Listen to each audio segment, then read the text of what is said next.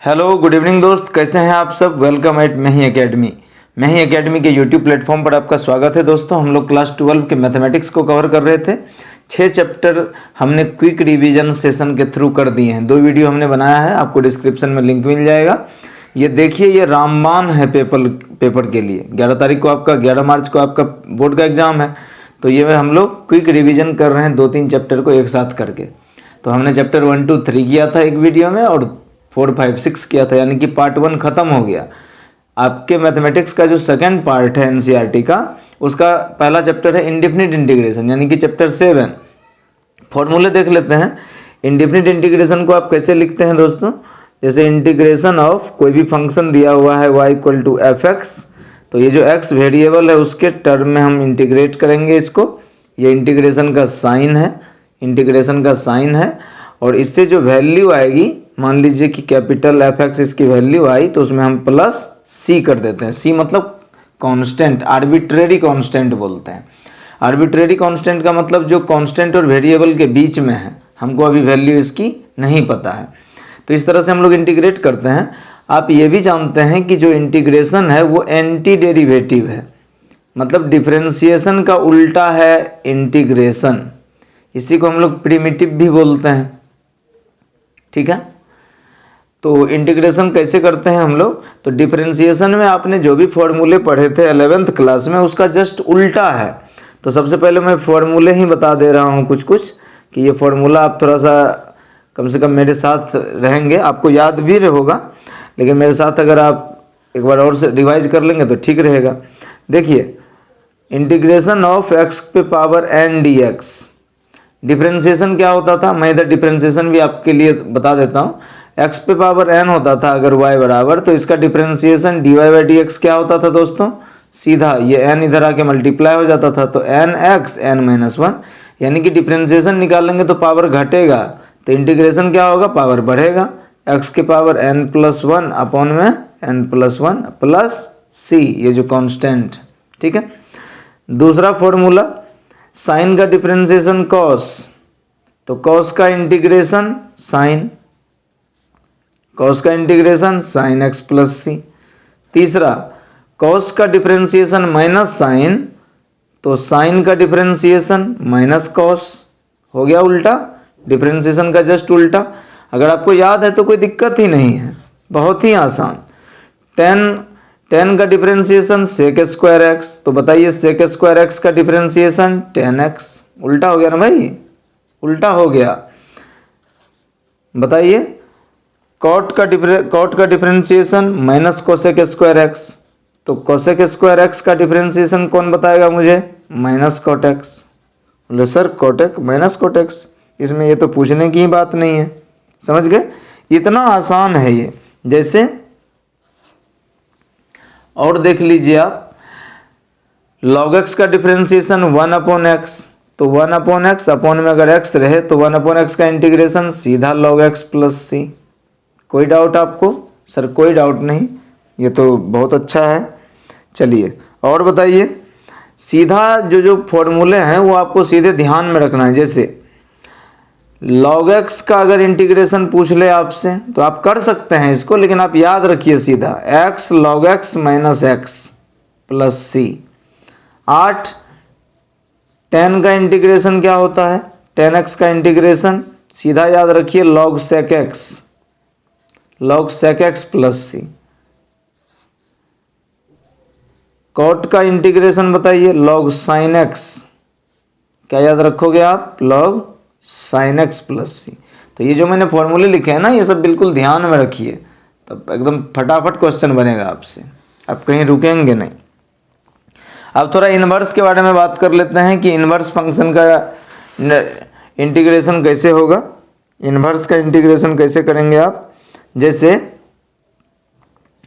10 number, ये कुछ फॉर्मूले जो मैं रिवाइज करवा दे रहा हूँ, उसके बाद हम लोग क्वेश्चन करेंगे ताकि आप फिर से परेशान ना हो, है ना। देखिए कुछ और फॉर्मूले हैं सीधे। sec x का डिफरेंशिएशन होता है sec x इंटू 10x, तो उल्टा sec x इंटू 10x अगर रहे तो इसका इंटीग्रेशन क्या होगा, sec x प्लस सी, सीधे। आप जानते ही हैं कि कोसेक एक्स का इंटीग्रेशन होता डिफरेंशिएशन होता है minus cosec x into cot x. तो cosec x into cot x का इंटीग्रेशन क्या होगा, minus cosec x plus C. भाई कोसेक एक्स का डिफरेंशिएशन होता है माइनस, ये माइनस इधर आ जाता है, तो minus cosec x into cot x. तो cosec x into cot x का इंटीग्रेशन क्या आ जाए, चूंकि मैंने अभी बताया ना कि जो इंटीग्रेशन है वो एंटी डेरिवेटिव है, डिफरेंशिएशन का उल्टा है, तो बस सीधे उल्टा कर देंगे इसको, समझ गए। और देख लीजिए इंटीग्रेशन ऑफ, सीधा ये वाला, ये फॉर्मूले सीधे आपको याद रखना है। Integration of 1 plus x square, ये सीधा होता है tan इनवर्स एक्स। अगर यहाँ a लिखा रहता तो x अपॉन a हो जाता plus C. 13 integration of 1 upon 1 minus x square रहे, तो 1 माइनस एक्स स्क्वायर रहे, तब आप क्या करोगे, 1 माइनस एक्स स्क्वायर, बताइए इसका क्या होगा, इसका डायरेक्ट इंटीग्रेशन आप कैसे लिखेंगे। इसको डायरेक्ट याद तो रखा जा सकता है, लेकिन मैं चाह रहा हूं कि आप सीधे एक बार इसका जनरलाइज फॉर्मूला देख लीजिए। जैसे ये ऊपर मैंने लिखा है ना, तो इसका जनरलाइज फॉर्मूला आप कैसे लिख सकते हैं, ये भी सही है, लेकिन जनरलाइज फॉर्मूला याद रखेंगे तो आपके लिए ज़्यादा ठीक रहेगा। जैसे मैं 12वां नंबर फिर से लिख रहा हूँ, इंटीग्रेशन ऑफ dx अपॉन, मान लीजिए सीधे एक्स स्क्वायर प्लस ए स्क्वायर, तब कैसे करेंगे, तो यहाँ a की जगह 1 था, बस यही है ना, जहाँ a था वहाँ 1 का स्क्वायर लिख दीजिए, तो यही फॉर्मूला हो गया। ये होता है 1 अपॉन में a tan inverse x upon a plus C, ठीक है। 30 नंबर देख लीजिए, इंटीग्रेशन ऑफ, अगर माइनस बीच में लगा रहे, x square minus a square रहे, x square minus a square रहे, तब आप क्या करेंगे, तब होता है इसका सीधे 1 अपॉन में 2a लॉग, नीचे माइनस है तो x माइनस है, नीचे में x plus A plus C, ठीक है। 14वां number, integration of dx upon A square minus x square. अच्छा, x और a में क्या अंतर है दोस्त, x वेरिएबल है, dx मतलब x के रिस्पेक्ट में आपको डिफरेंशिएशन या इंटीग्रेशन करना है, जबकि a कांस्टेंट है। मतलब ये मान लीजिए कि जैसे लिखा रहे dx upon x square plus 25, तो 25 को आप क्या लिखेंगे, 5 का स्क्वायर, तो इसका मतलब a जो है ये 5 है, ये जो a है वो 5 है, कांस्टेंट है, समझ गए। तो ये क्या होगा, ये भी होगा 1 अपॉन में 2a लॉग, इस बार a माइनस एक्स है, तो क्या हो जाएगा, देखिए x square minus a square है, तो एक्स माइनस ए ऊपर में, एक्स प्लस ए नीचे में, ए स्क्वायर माइनस एक्स स्क्वायर, तो इस बार प्लस ऊपर में होगा, ए प्लस एक्स अपॉन में ए माइनस एक्स प्लस सी। क्या समझ में आया आपको, आपको समझ में आया होगा दोस्त। तो ये फॉर्मूले हो गए, कुछ और हैं, और भी देख लीजिए, फिर हम क्वेश्चन करते हैं। 15 नंबर देखिए, इंटीग्रेशन ऑफ dx अपॉन, देखिए सेम यही चीजें होंगी जो हमने लिखा है 12, 13, 14 में, यही चीजें होंगी, लेकिन रूट में होगी। रूट में अगर एक्स स्क्वायर प्लस ए स्क्वायर रहे तो इसका इंटीग्रेशन क्या होगा, इसका इंटीग्रेशन सीधा लॉग एक्स प्लस जो है नीचे में वही लिख दीजिए, x square root under x square plus C. अगर अच्छा मान लीजिए अगर यहाँ पे माइनस होता तब x square minus a square होता, तो जहाँ पर अंदर में माइनस है वहाँ माइनस लगा दीजिए, बाद बाकी सब सेम रहेगा। लॉग एक्स प्लस जो नीचे है वो यहाँ पे रख दीजिए, बस समझ गए।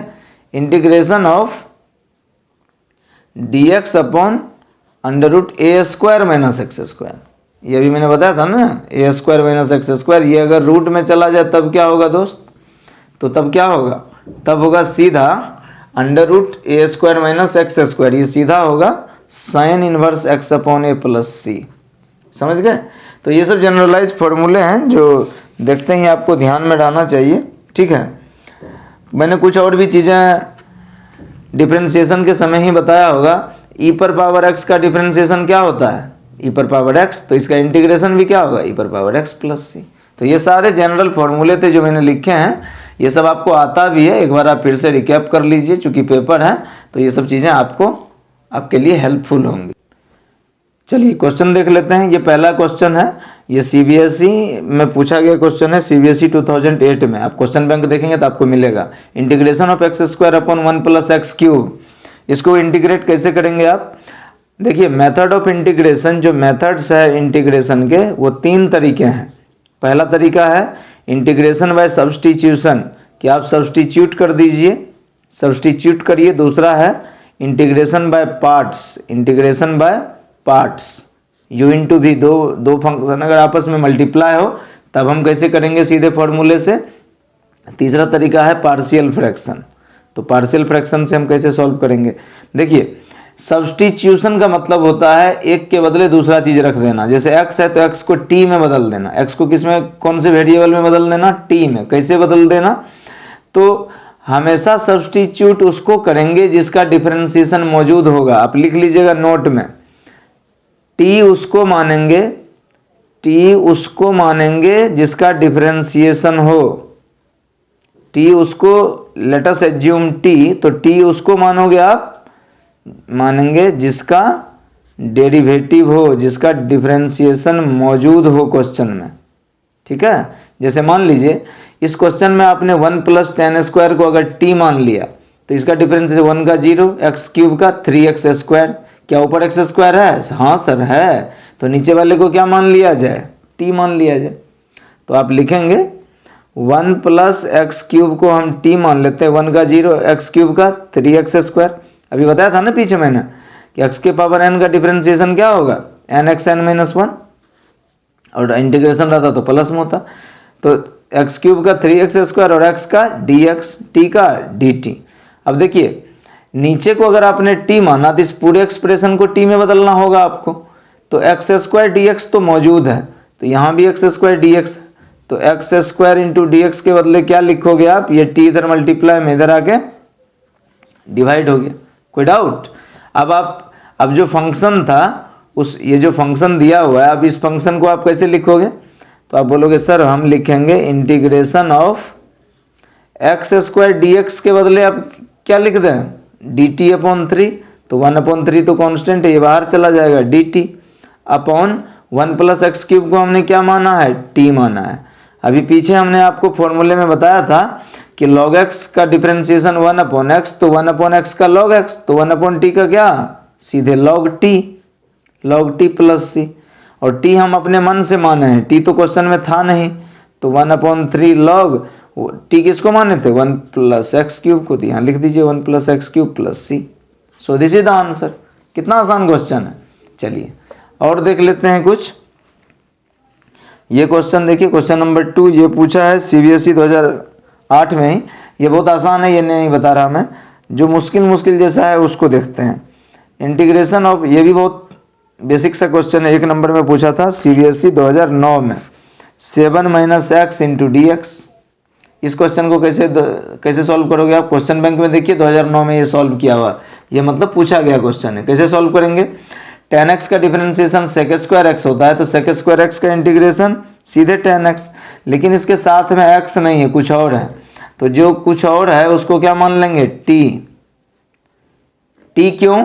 क्योंकि मैंने बोला कि t उसको मानोगे जिसका डिफरेंशिएशन मौजूद है। देखिए 7 का 0 माइनस एक्स का डिफरेंशिएशन 1, तो कुछ नहीं है, तो 1 तो मल्टीप्लाई है ही क्वेश्चन में, तो उसको क्या लिख देंगे, 7 का 0 माइनस एक्स का -1 और x का dx अपॉन t का dt।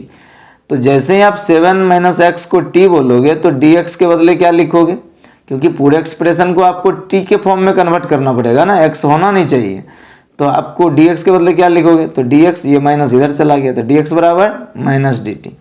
अब ये जो क्वेश्चन था, इस क्वेश्चन को आप कैसे चेंज कर देंगे, ये क्वेश्चन t वेरिएबल में चेंज हो जाएगा। सेक स्क्वायर 7 माइनस एक्स को t माने हैं, तो ये हो गया t, और dx के बदले क्या लिखेंगे, माइनस dt, तो माइनस बाहर चला गया, माइनस dt।